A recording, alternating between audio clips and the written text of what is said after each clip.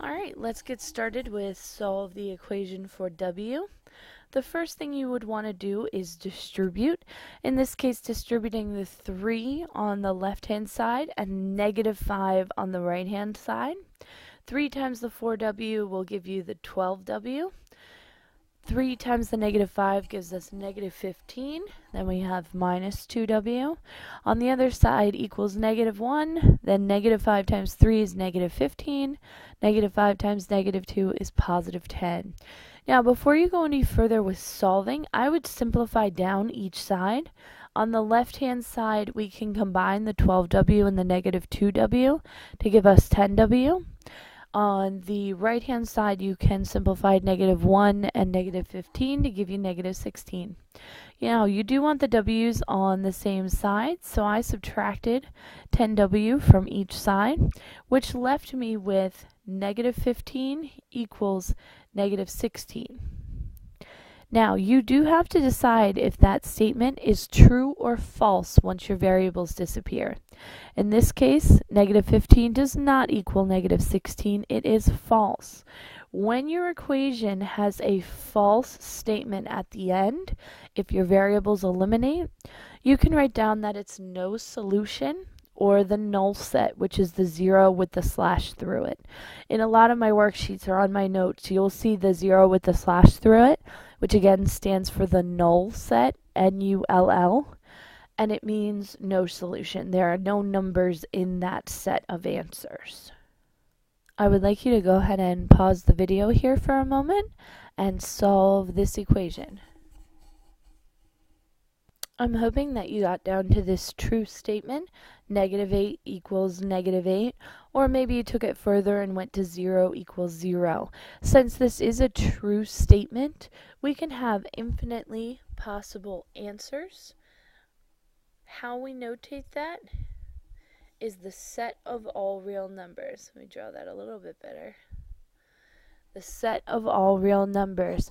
We talked about that set notation yesterday when we talked about how you can organize numbers into different categories.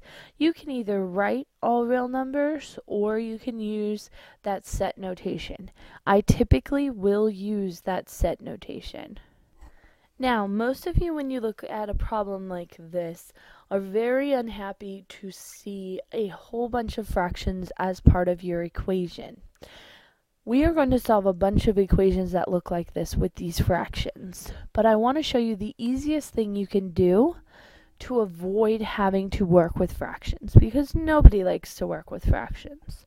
I want you to take a look at the denominators. We have 8, 4, and 16. If you had to come up with a common denominator for those three numbers, I'm hoping you immediately think of 16.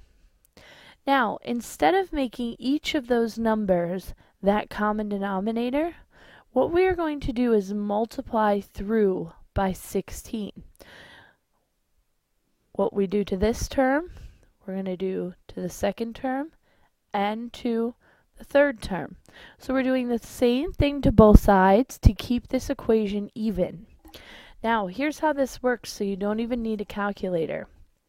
Right now, you would take the 16 times the 3 and divide it by 8. A shortcut way to do this is take 16, divide by 8 first, so that would be 2, times the 3 makes this 6. So 16 divided by the 8 is 2, times the 3 is 6, minus 16 divided by 4 is 4, times the 1 is 4x, equals 16 divided by 16 is 1, times 1 is 1.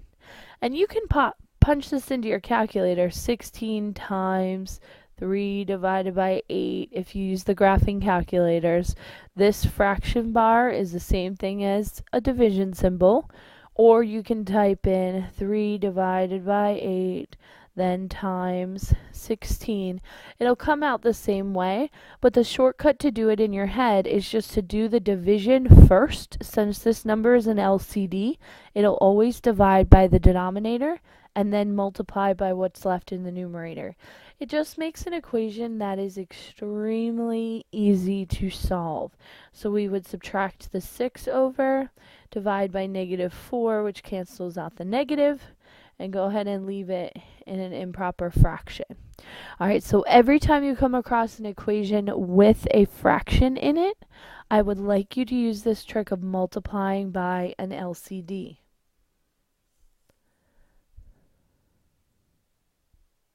So for this next one, we're going to do the exact same thing. The LCD between all 4 of these fractions would be 15. So 15 divided by 3 is 5, times 2 is 10, minus 15 divided by 5 is 3, times 3 is 9, equals 15 divided by 5 is 3, times 2 is 6. 15 divided by 3 is 5, times 4 is 20. Again, we are distributing the 15 to each one of the terms, and that's one thing you have to be able to do, is identify how many terms your equation actually has. From there, the solving steps should be relatively easy. It's really up to you if you want the variables on the left or the right. It doesn't bother me either way. Now, I do want your answer to be in fully reduced fraction form. So in this case, the fully reduced fraction would be -2/3 equals x. And that's it for that one. Now, this next one is not in your notes packet, but I just want to talk about what this is. A literal equation is basically some sort of formula that calculates something. What you're going to be asked to do is solve the equation for a specified variable. You won't really be getting numeric answers. They will be answers that involve variables. But say, for example, this calculated something about f, but you wanted to find out something about e over and over again. Instead of always plugging in the p, the d, and the f and having to mathematically solve for each one of your trials, sometimes what people will do is they'll solve it for the specific variable they're looking for. And some of these can be extremely easy. If I wanted to get e by itself, it right now is being multiplied by p and d. A simple division of p and d will get e completely by itself. E is going to equal f divided by pd. I am looking for that e to be completely by itself on the right hand side. Now, for ones in your notes packet like this one, 12g plus 31h equals -8g, I'm asking you to solve for h. So we're going to subtract the 12g from both sides, and we get 31h equals -20g. Again, I'm looking to get h by itself, so all we're going to do is divide by that 31 and write our answer. It is not any more complicated than that. If I'm asking you to get h by itself, solve the equation for h, even though your equation is still going to incorporate variables. For this next one here, we're going to want c by itself. Right now, c is in the denominator of our fraction. It's under our division. The first thing you're going to want to do is eliminate division. This is a fraction here, so you need to multiply by the LCD to get rid of that fraction. In this case, it's going to be c. When you multiply both sides by c, the 3xy will be left on its own on the left-hand side. On the right-hand side, you're going to end up with 4c. A simple division of 4 on both sides there will lead you to getting c by itself. 3x plus y divided by 4 equals c. Alright, for this next one, most of you probably distributed the a first, which is absolutely correct. You want to distribute the a to both the b and the c, which leaves you with ab plus ac equals bc.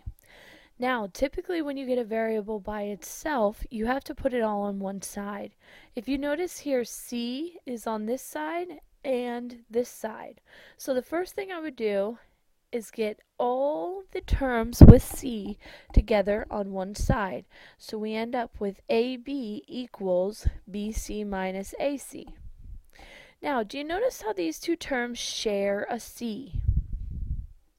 Have you ever seen anything like that before? That we could undo two terms sharing the same letter? I want you to think back to the beginning. Do you see how these two terms share an A? How did those two terms get an A? They got an A from the distribution of A to both B and C. You can actually undo a distribution set. It's called factoring out a greatest common factor, which I know some of you have done. They share a C, factor it on the outside. This term will leave you with just B. This term will leave you with negative A. And then you can divide that set of parentheses, B minus A, so that your final answer is going to be that AB divided by B minus A to give you C. Alright, this next one is rather tricky just because of this divided by 2 here. I do want you to think about multiplying through by 2 to eliminate the fraction. Now the problem is you have to eliminate how many terms there are. The first term should be easy, that's the A. So we're going to multiply the 2 by the A. Now, where you identify the second term is a little bit more difficult. Terms are separated by subtraction and addition. So down the end here, this minus bn is a term, and it's one term even though there are two variables there. Because they're connected through multiplication, that is considered one term, so you would only multiply by 2 once. Now, this middle chunk here is also connected through multiplication right here, which makes it a single term. And we are only going to multiply by 2 once. So what this is going to look like once you multiply by 2 is 2 times the A. When you multiply this second term by 2, this divided by 2 is going to cancel out, and you're just going to get H times B plus C. And the last term on the end here, again, we're only going to multiply by 2 once, so it's going to be on the outside. You then would want to distribute the H, and then take a look at what you're trying to solve for. If you're trying to solve for B, there are two terms on the right-hand side here for B. So I subtracted the HC to the left side so that I could have the two terms with B on the right-hand side. From there, you have to undo the distribution property again, factor out the greatest common factor. We want to get B by itself. So we're going to factor it out and then divide by h minus 2n. Now you can do this a little differently and you'll get the exact opposite signs, which is still correct if you solve for b on the left-hand side. That's totally up to you. But there is solving the equations for the specified variable.